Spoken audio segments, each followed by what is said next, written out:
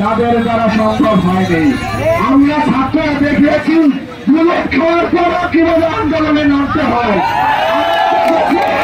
দেখিয়ে দিয়েছি কিভাবে বায়ান্নর আন্দোলন সংগ্রাম করতে হয়, আমরা দেখিয়ে দিয়েছি কিভাবে সমাজ করতে হতে হয়। তো আমরা সর্বশেষ বলতে চাই আমাদের আনুচার ভাই মুখ্য ভাই আরো যে ভাই বোনেরা শহীদ হয়েছে তাদের গর্ব আমরা বজায় রাখতে পেরেছি ইনশাআল্লাহ।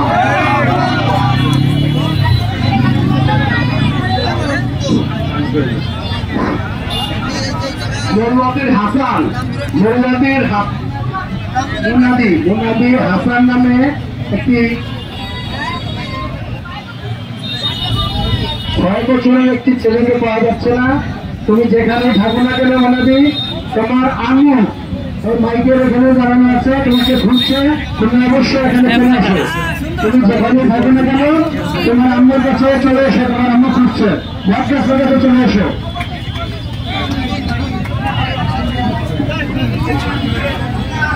সংগ্রামী বন্ধুরা আমার, আপনারা জানেন এই আন্দোলন শুধু ছাত্রীরা করেছে, তাদের সাথে সমর্থন করেছে সমর্থন করেছে আমার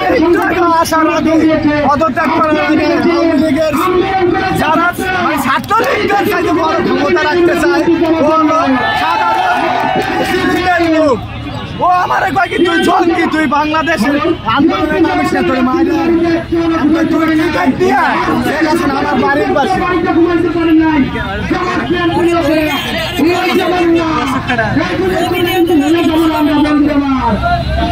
সংগ্রামী বন্ধুরা এরপর যার বক্তব্য রাখবেন রাজনীতি জেলার যুব দলের সাবেক নেতা শাহিন শেখ।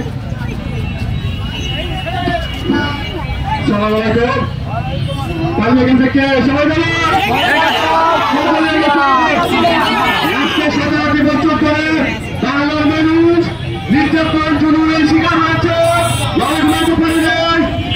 আমি নির্যাতন করে বাংলার মানুষ আজকে স্বাধীন হয়েছে বলবো 1971 সালে দেশ স্বাধীন হয়নি, আজকে স্বাধীন হয়েছে 5ই আগস্ট 2024 সালে বাংলাদেশ স্বাধীন হয়েছে। আমাদের এই বিজয় আমরা সবাই ধরে রাখবেন, সবাই মনে রাখবেন যে বিচ্ছিন্ন সৃষ্টি করবেন না, সবাই ধরে থাকেন।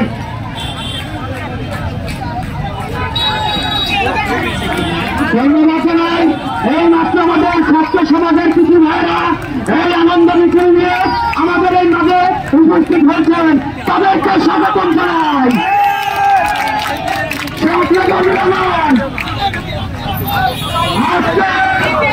ছাত্র সমাজের আজকে সফল হয়েছে আন্দোলন করে